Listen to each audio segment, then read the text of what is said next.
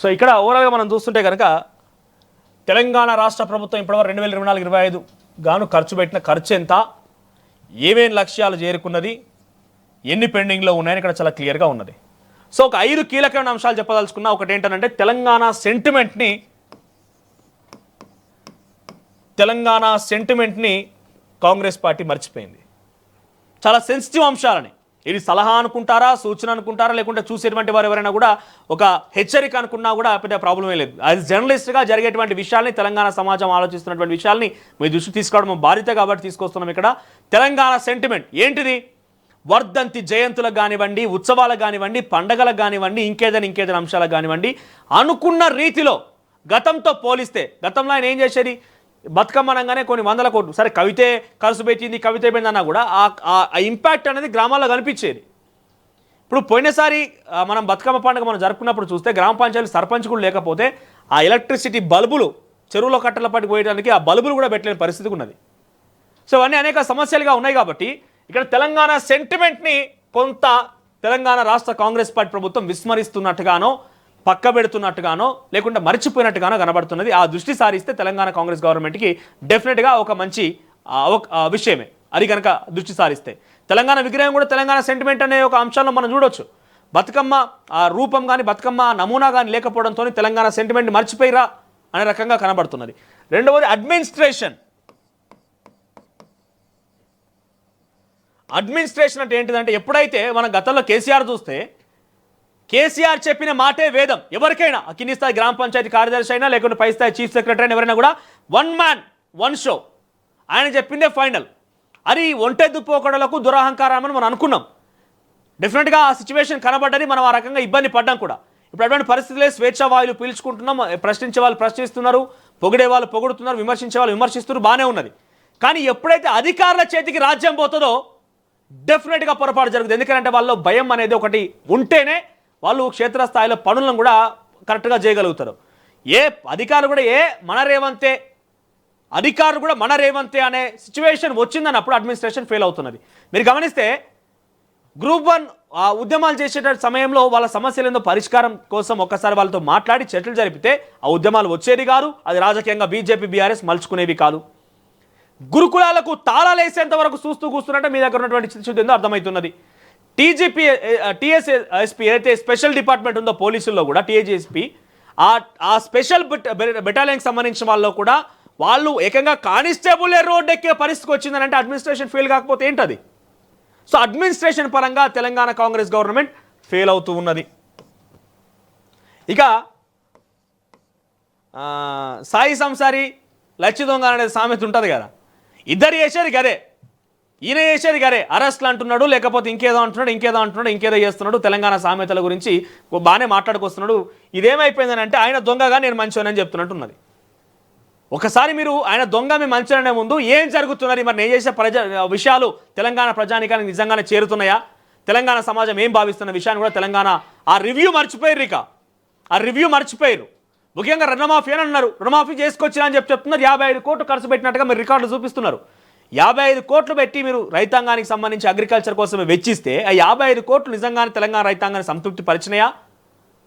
మరి ఇంకా కూడా ఇటువంటి క్వశ్చన్స్ రేజ్ అవుతున్నాయి, ఇటువంటి విధంగా మాట్లాడుకొస్తున్నారంటే ఏం తప్పు చేసినాం? రైతు రుణమాఫీ ఇంకా జరగలేదని చాలామంది మాట్లాడుతున్నారంటే ఏం జరిగింది అనే విషయాన్ని రివ్యూ లేకుండా మీరు వదిలేస్తున్నారు. ఇక దూరపు కొండలు నునుపు అన్నట్టుగా ఇంకో అంశం. దూరపు కొండలు నునుపు అంటే 10 ఏళ్ళు కేటీఆర్ చేసింది, హరీష్ రావు చేసింది, ఇంకోరు చేసింది, మొత్తం ప్రజలందరూ చూస్తూనే ఉన్నారు. కాబట్టి వాళ్ళ ముచ్చట మొత్తం 10 ఏళ్ళలో అందరూ ఒక బుక్ తయారు చేసి పెట్టున్నారు, ఎవరి కథ ఏంది ఏం కథ అనేది. ఇప్పుడు ఉదాహరణ తీసుకుంటే కోమటిరెడ్డి వెంకటరెడ్డి తెలంగాణ రాష్ట్రం ఏర్పాటైన తర్వాత ఉమ్మడి ఆంధ్రప్రదేశ్లో మంత్రిగా పనిచేస్తే చేయొచ్చు. కానీ తెలంగాణ ఏర్పాటైన తర్వాత సిచ్యువేషన్ చెప్పుకుంటే కనుక ఇన్ని రోజులు ఆయన మాట్లాడిన మాటలు, ఆయన పోరాడిన తీరు చూస్తే దూరపు కొండలు నునుపు అన్నట్టుగానే భావించారు. ఎప్పుడైతే మంత్రి అయిందో ఈ మంత్రివర్గం మొత్తం ఎప్పుడు చూసినా బిజీ కనబడుతుంది. కానీ ఏం చేస్తూ అర్థమవుతలేదు. ఒక వ్యవసాయ శాఖ మంత్రి ఎవరిని కలబడు అంటే సామాన్య జనానికి కూడా అందుబాటులో ఉంటామని మీరే చెప్పుకొచ్చారు కదా. గ్రామ పంచాయతీ స్థాయిలో ఒక అధికారి వచ్చి కూడా ఏంది ఏం కథ అని అడిగితే నేను సమాధానం చెప్తాను, మేము వాళ్ళకి సమాధానం జవాబుదారితనంగా ఉంటామని చెప్పింది మీరే కదా. మరి రోజు మళ్ళీ సెక్రటరీకి ఎవరు వస్తుర్రు? మళ్ళీ దళారులు, మళ్ళీ గిదే కథ కదా. మళ్ళీ కొత్తగా వచ్చేది ఎవరు? సామాన్య జనం వస్తున్నారు సెక్రటరియట్లకి. ప్రజాభవన్ అని పెట్టి ప్రజాభవన్ ఎన్ని సమస్యలు పరిష్కారం అవుతున్నాయి? దూరపు కొండలు నునుపు అన్నట్టుగానే మంత్రుల ఒక తీరున్నది. ఇక చిట్ట చివరన రేవంత్ రెడ్డి చుట్టూ ఒక కోటరీ ఉన్నది. అది మంత్రివర్గం అని నేను చెప్పా, ఎవరి పేరు కూడా చెప్పదలుచుకోవాలి. ఇకనైనా కూడా ఆ కోటరీ మానుకుంటే బెటర్. గతంలో సీఎం చుట్టూన్నటువంటి ఒక కోటరీయే ఆ సీఎంని, ముఖ్యమంత్రిని దెబ్బతీసింది. కేసీఆర్ లాంటి వ్యక్తిని, ఒక డెఫినెట్గా ఆయన ఒక టాలెస్ట్ పర్సనాలిటీ, అటువంటి టాలెస్ట్ పర్సనాలిటీని దెబ్బ కొట్టి ఆఖరికి వస్తే ఫామ్ హౌస్లో మంచం మీద పడుకున్నట్టు చేసింది ఒక కోటరీ. ఆ కోటరీ వీడండి. ఆ కోటరీ ఏం చేస్తారు? మిమ్మల్ని మిస్గైడ్ చేస్తే చేయొచ్చు, వాళ్ళకు తెలియని విషయాలు కూడా తెలిసినట్టుగా భావించవచ్చు, మిమ్మల్ని మిస్గైడ్ చేయవచ్చు, అనేక విషయాలను పక్కదారి పట్టించవచ్చు. ఆ కోటరీ అనేది అయితే ఉన్నదో, ఒక 4-5 టీం కూడా ఉన్నారు ఆ కోటరీలో. ఆ కోటరీని వీడండి. మీరు కులగణన ఇంకేదో చెప్తున్నారు. ఆ కులగణన సంబంధించి లక్ష్యాలు ఏంటి, ఆ లక్ష్యాలను ఛేదించే విధంగా ఉండాలి. కానీ మీరు ఇంకా కూడా పోస్టులల్లా, అనేక పదవులల్లా, అటు నామినేట్ పదవులు కానీ, ప్రభుత్వ రంగ పదవులు కానీ, ఏదైనా కూడా మీరు ఒక వర్గానికి, ఒక సామాజిక వర్గాన్ని న్యాయం చేసిన విధంగా ఈ కోర్టు మళ్ళీ ప్రోత్సహిస్తున్నట్టుంది బహుశా.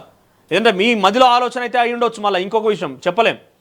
సో ఈ వర్గాలు, ఈ కులాలు, ఈ మతాలకు సంబంధించి ఏదైతే మీరు వన్ సైడ్గా పోతున్నారో, ఈ వన్ సైడ్ విధానం ఆపి సామాజిక న్యాయం అనేది పేరుకే పరిమితమైందో, ఈ సామాజిక న్యాయం అనేది పేరుకు పరిమితం కాకుండా నిజంగానే మీలో ఆ ఉద్దేశం కనుక ఉంటే బీసీ సామాజికానికి, ఎస్సీ ఎస్టీ సామాజిక వర్గాలకి వీళ్ళకు కూడా న్యాయం చేసే విధంగా ఉండాలి.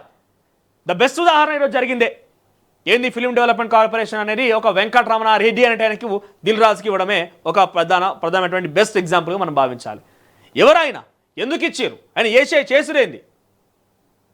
కార్పొరేషన్ పదవులు మనం ప్రకటిస్తే దాంట్లో 17 మంది ఒకే సామాజిక వర్గానికి చెందిన వాళ్ళు ఉంటారు. మీ చుట్టూ ఉన్నటువంటి సలహాదారులు ఒకే సామాజిక వర్గం వాళ్ళు ఉంటారు. మీ పిఆర్ఓ ఉన్న వాళ్ళు ఒకే సామాజిక వర్గం. అంటే ఇవన్నీ కూడా ప్రజల్లో డెఫినెట్గా తప్పుడు సంకేతం వెళ్తున్నాయి. ఇవన్నీ మాట్లాడుతున్నందుకు కానీ ఎందుకు మా మీద ఇంత ప్రశ్నిస్తున్నావు, ఎందుకు ఈ రకం క్వశ్చన్ చేస్తున్నావు, కొంతమంది ఇబ్బంది పడితే పడవచ్చు, పెద్దగా డజంట్ మ్యాటర్. అది ఇబ్బంది పడకుండా పెద్ద ఒరిగేది ఏం లేదు. బీయింగ్ అ జర్నలిస్ట్, తెలంగాణ సమాజం ఏం కోరుకుంటుంది, ఏం మాట్లాడుకుంటుంది, ఏం చర్చించుకుంటున్న విషయాలు మీకు దృష్టికి తీసుకురావాలి. కాబట్టి మీకు తీసుకొస్తున్న మీరు సలహా తీసుకుంటారా, దీని నుంచి సూచనగా భావిస్తారా, లేకుంటే హెచ్చరిక అనుకుంటారా, క్వశ్చనింగ్ అనుకుంటారా, అది మీ ఇష్టం. బట్ ఈ ప్రధానమైనటువంటి ఈ 5 ఆస్పెక్ట్లు కనుక కొంత కాంగ్రెస్ గవర్నమెంట్, రేవంత్ రెడ్డి సర్కార్ కనుక చేంజ్ చేసుకుంటే డెఫినెట్గా అందుకు తగ్గట్టుగానే ఫలితాలు వచ్చే అవకాశం ఉంది. లేని ఎడల డెఫినెట్గా ఇంతకు రెట్టింపుగా మీరు ఇబ్బంది పడే, కేసీఆర్ ఇబ్బంది పడండి, కేసీఆర్ కంటే ఎక్కువ ఇబ్బంది పడే అవకాశం మీకు ఉంటుంది. సంవత్సర కాలంగానే ప్రతికూల వాతావరణం మీకు ఏర్పాటైందనంటే ఆ ప్రతికూల వాతావరణం ఏర్పడడం గల కారణం ఏంటి, ఆ కథ ఏంది కూడా ఒకసారి మీరు భావించాలి. అసలైన తొలి వెలుగు. ఫాలో వాట్సాప్ @తొలి వెలుగు official.